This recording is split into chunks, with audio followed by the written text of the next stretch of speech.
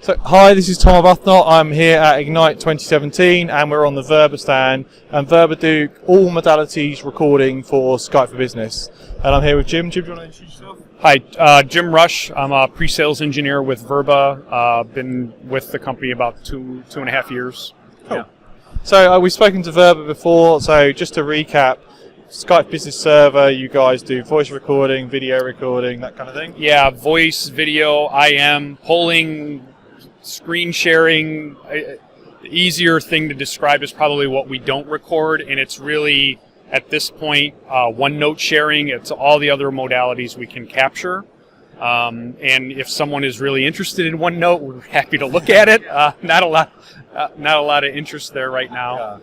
Yeah. And that's lots of like pharmaceutical, finance, anybody with compliance often has these requirements. Yeah, the always-on recording, and everything except the desktop screen capture, which will differentiate from application screen sharing. It's all network-centric, so nothing on the client PCs. It's all done on the network side of things, except for the desktop screen capture for obvious reasons. Yep. Yeah, cool. Yep. So you guys are just coming up to your version 9 release, I think, is that right? Yes, 9 is coming in the next week or two. Cool.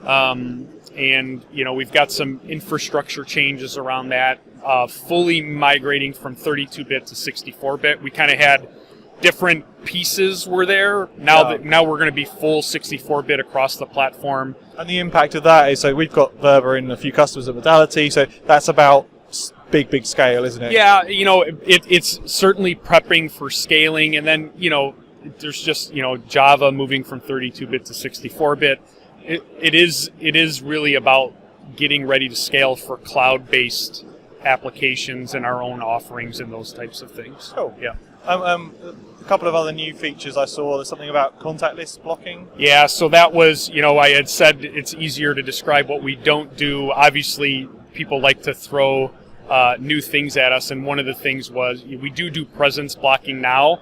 One of the new things that was requested was contact list, so you can't even add contacts in addition, and that was a customer ask that we've gotten some good feedback on, and we've got customers testing that now. So, yep.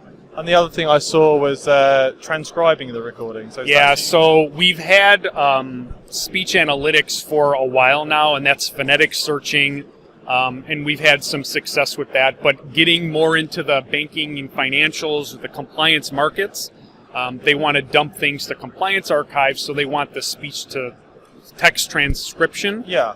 So that's something that's definitely going to be in the new version 9. And that's not just like conference calls. So we saw on Microsoft demo on Teams Futures, they're doing that on conference calls, but Verba will be doing that on peer-to-peer as well. Yeah, so in that respect, you would almost separate it from what we're recording. It's if we have media, we'll do the transcription of it. So it doesn't really matter where the media is coming from.